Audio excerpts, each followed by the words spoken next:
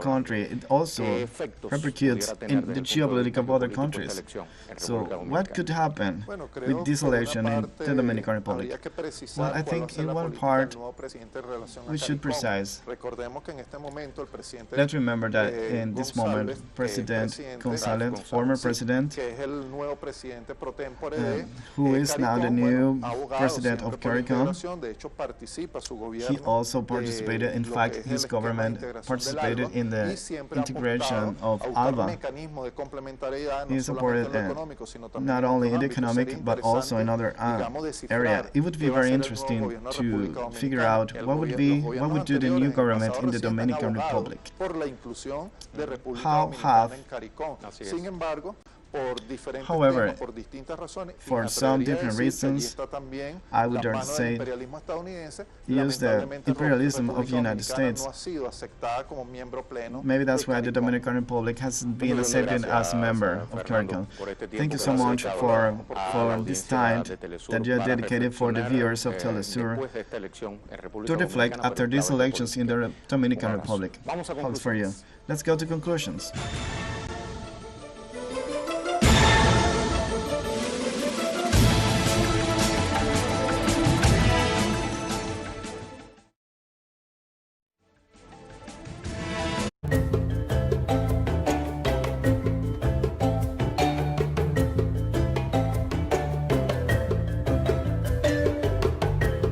Uncontroversial management that affected their image to the point of bifurcation between Danielistas and Leonilistas. And in the midst of this wave of popular discontent, Luis Abinader wins the presidential elections in the Dominican Republic. But a victory for conservatism through the punishment vote? Does this speak of political maturity when deciding who will take the reins of his country? What dangers lie in preferring the ballot box to a government that will not hesitate to apply the most profound neoliberal red spice? Does this mean, moreover, the strengthening of the White House, now as never before? What will happen with the approaches that the administrations of the PLD had in their movement with progressive forces of the region? And above all, will the people, the humble, solve their immediate problem with this vote? Many questions, few answers. It will dawn, and we will see. For today, we close the geopolitical board.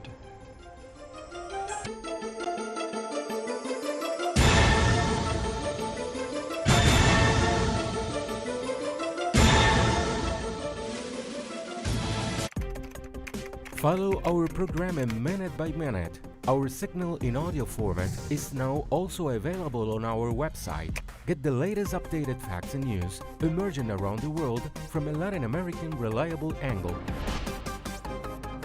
TeleSUR, connecting the Global South. In a world infested by inequalities, abuse of power, and injustice, the American journalist Abby Martin covers the struggle for fundamental rights worldwide, deepening into the search of files which uncover the empire's strategies through our screen and web platform in English. The Empire Files with Abby Martin. Tuesday, only on TeleSUR. Follow our latest updates concerning the novel coronavirus by checking our special content in our website, where you will be able to get the most reliable details and numbers for each continent, available from your mobile device or desktop. TeleSUR, connecting the Global South. Innovation, science, the technological breakthrough, and its influence in society. Viajeros del saber, el futuro está aquí. Atomy. Monday, only on TeleSUR.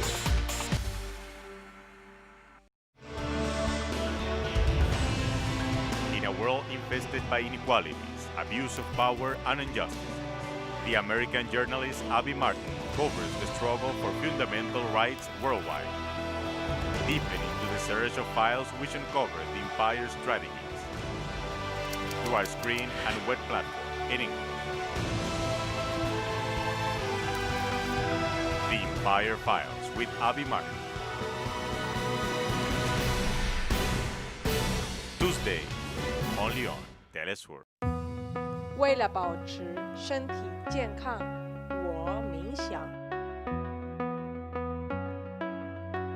Para mantenerme saludable, yo corro. To keep myself healthy, I study. Για να διατηρηθώ υγιής, τρέφομαι σωστά. Para mantenerme saludable, yo bailo. Para mantenerme saludable, yo purifico mi espíritu a través del cuerpo. ¿Y tú? Get Your Body. Tuesdays, only on TeleSUR.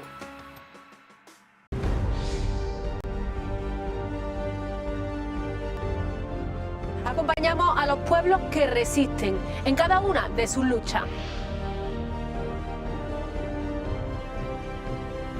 Somos esa ventana que se abre para visibilizarlos entre fronteras.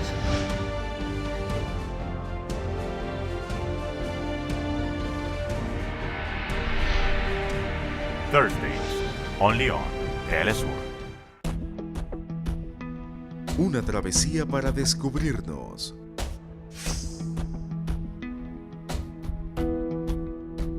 Buscamos conexiones perdidas. No nos queda otra que luchar, porque no tenemos nada que perder. Realmente es por todos. Recorremos el mundo con Reportajes TeleSUR.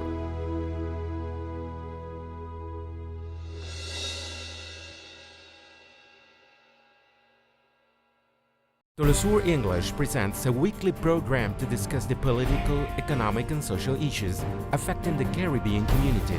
We'll challenge stereotypes and unpack the diversity of the region through the analysis of unique cultures, religions and art. We Caribbean. Wednesdays, only on TeleSUR.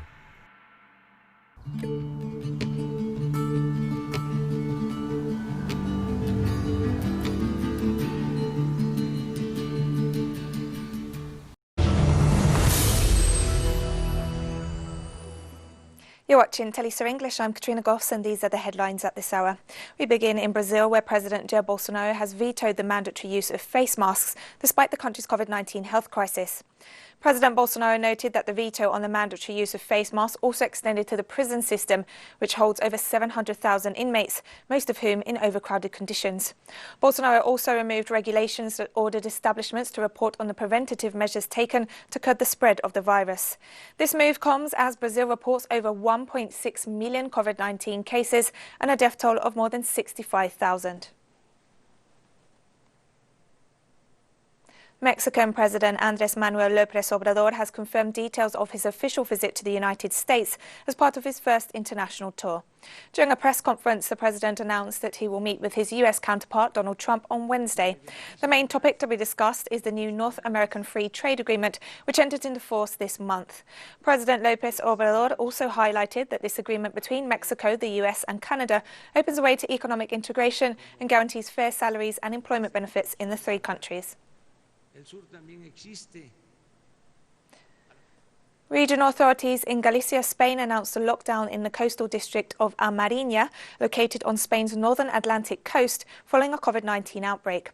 The decision came a day after regional authorities in northeast Catalonia locked down an area with over 200,000 inhabitants. Both lockdowns only allow residents to leave the areas for work and other extenuating circumstances. The small-scale lockdowns come 2 weeks after Spain ended a national state of emergency that saw the government lock down the entire country and ban travel between provinces or certain areas from mid-March. Over 28,000 people have died due to COVID-19 in Spain, where more than 297,000 cases have been reported. Burundi's new president, Evariste Ndayishimiye, has declared the coronavirus the country's biggest enemy in a major change of discourse for a nation which had largely ignored the dangers of the virus. Former President Pierre Nkurunziza, who died suddenly last month, as well as Ndayishimiye himself, have downplayed the seriousness of the pandemic. Burundi held a full-blown campaign ahead of the May elections and, unlike its neighbours which have imposed lockdowns and curfews, has taken few measures to combat the spread of the virus. The country has officially reported 191 cases and 1 death in the 2 months since the beginning of the outbreak in the country. And those are the headlines at this hour. For these and more stories, go to our website at telesurenglish.net.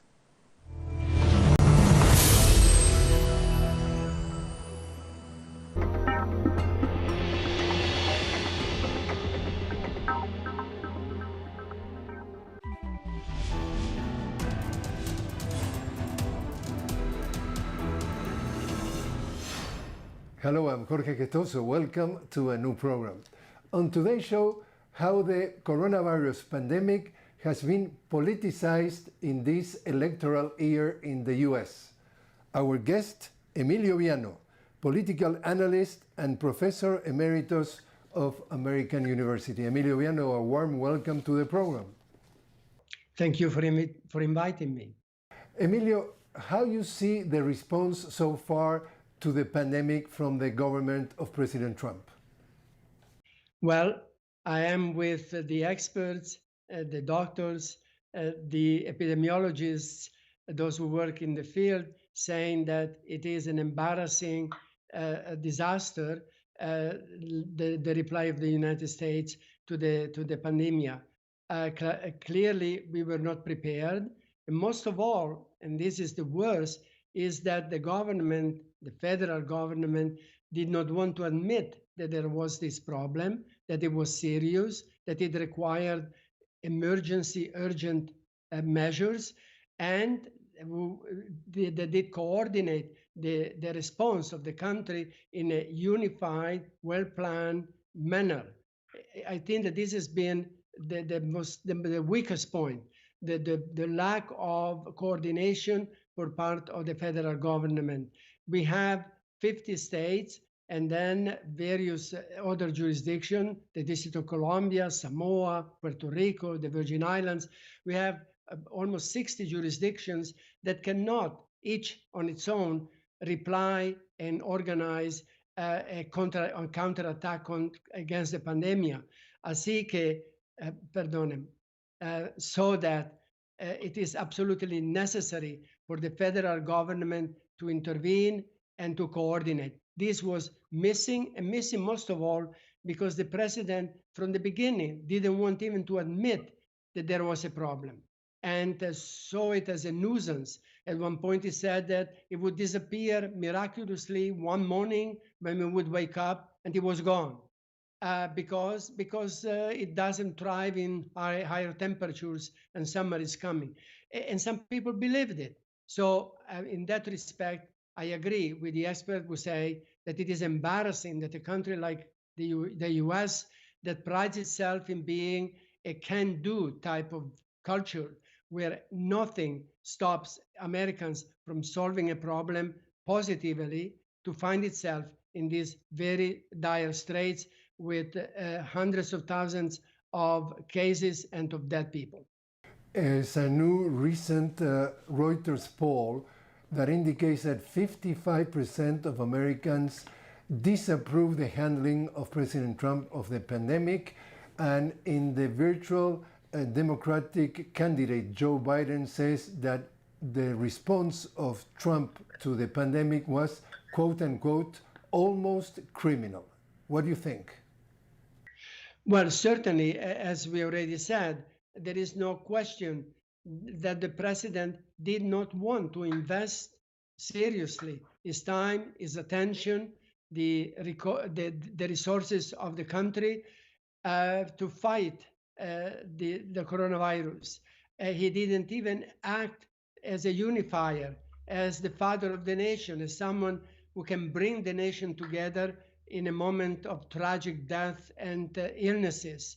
And we saw it even in the way in which he never proposed a serious period of condolences, of thinking about the people who died, thinking of those who lost loved ones, and maybe set aside 2-3 days of national mourning, and even lead maybe, if not a religious, at least a ceremony somewhere in Washington, maybe uniting the country in a moment of silence, thinking of all those who died because of the coronavirus. We didn't have any of that because he didn't want to admit that this was happening. And certainly Biden is in agreement with all the experts in characterizing the response as weak, ineffective, and not well coordinated.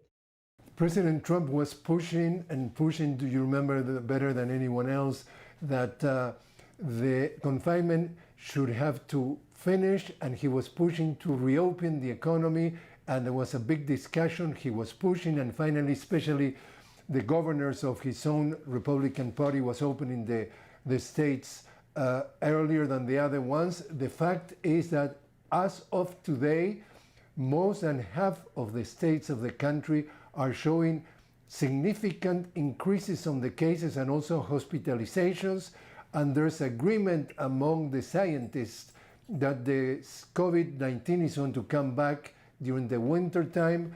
Question, Emilio, the worst is yet to come? I am in complete agreement, as the experts even today are discussing the spike in infections in many of the states, particularly those who refuse to take the epidemic seriously, and where mostly Republican governors agreed with Trump to push the reopening of the state as quickly as possible. We shouldn't deny, of course, that the coronavirus has inflicted a tremendous economic loss to the United States that has put many businesses in very serious situations, particularly the smaller businesses. But unfortunately, just declaring victory when the virus is still there and is spreading is not going to improve the situation. There are other ways. And in that respect, the coronavirus has revealed the weaknesses of the American system when it comes to a situation like this, when there is no system prepared in advance that almost goes into effect automatically to assist people who lose their employment, businesses who lose their business, those who have to close their doors for months and have to survive. We don't have a system like that. And we should obviously think about it and develop it, because that is how we solve this problem, not by declaring that the virus is not there anymore when it is increasing in the impact that it has in many different states. As we were talking about politicizing the response to the pandemic, President Trump was always relating his quote unquote what he says that is a success with the economy. And as you were mentioning, confinement was meaning the stop of all the economic activity. As of today, close to 50 million Americans with no jobs, unemployment over 15%, the possibilities of a very rapid recovery is farther and farther. And that's exactly according to everybody who sees that from far, realizes that that's the desperation of President Trump to push to things to be open in order to see that the figures are going to get a little bit better in the next quarters, especially in the quarter close to the election.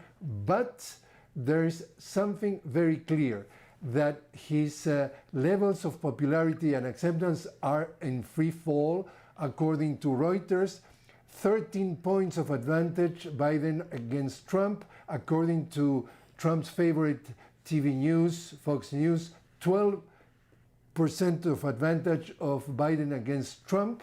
And what it's looking like is, given the fact that he realizes that his chances are less and less probable that he could be reelected, now he starts to talk about that in case of the coronavirus continues during the election period, people could go and vote by mail. So now he said that will be equivalent of a fraud. Is that an act of desperation? Well, certainly the president is faced, from his point of view, with some very serious challenges. The coronavirus epidemic, to start with, then the Black Lives Matter movement to protest violence by the police in dealing particularly with minorities, that has really shaken up the country completely. And then, of course, also this economic crisis that is taking place in the country. He has certainly, if he wants to be re-elected, tremendous obstacles to overcome. But the way he is going about it is not the correct one, because he simply adopts the attitude that the problem does not exist and we shouldn't even talk about it, and I don't even have to pay attention to it. When instead he should, because there are indeed millions of people that don't have a job. There are growing numbers of people infected in the hospitals and at times dying. The movement against police violence continues because there are more and more episodes of police violence. And the president refuses really to take it seriously and address it adequately. So I think that Biden has a very good chance of winning the election and defeating Trump. The only big obstacle I see is for Biden to unify the Democratic Party. The Democratic Party is very much divided between a more leftist wing represented by younger representatives, particularly women, and a more conservative wing that don't agree with each other. And there is where I don't see yet Biden being able to unify. If he is not able to unify the party, he might lose this very unique opportunity to defeat Trump. And that, I think, is his biggest priority. Second, of course, is to run an effective campaign. And he has not really been tested yet with large rallies with supporters to convince them to vote for him. But all the elements for a victory are there.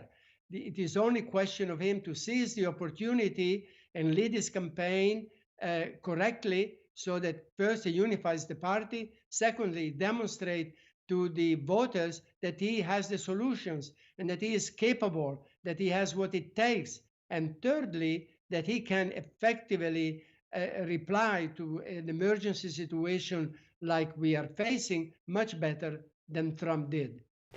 The ACLU, the American Civil Liberties Union, said in the past few days that was criticizing the decision of President Trump by an executive order to extend the stopping issuing certain type of visas for people to come to the U.S. And he says that is in order to protect from the American workers, from other people, from immigrants to take their jobs. And eventually he said that he was doing it to protect them from COVID-19.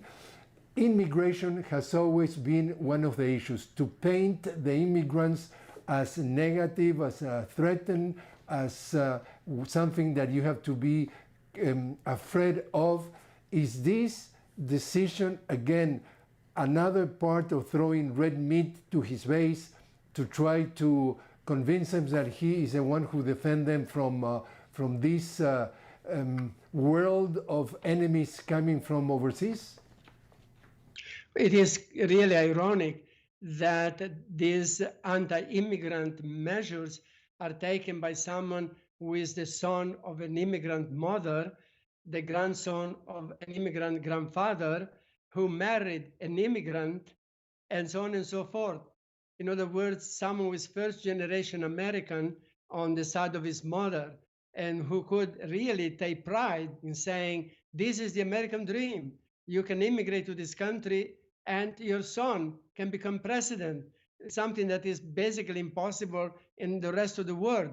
Instead, he has decided to make the immigrant the enemy of the people and exploits mercilessly this theme over and over again, even to the detriment of the country. Because, for example, by limiting very much the immigration, we are, for example, creating tremendous problems for many industries: the hospitality industry, the tourism industry, the agricultural farming industry, universities that need foreign students who often pay full tuition and are a great source of revenue, and so on and so forth.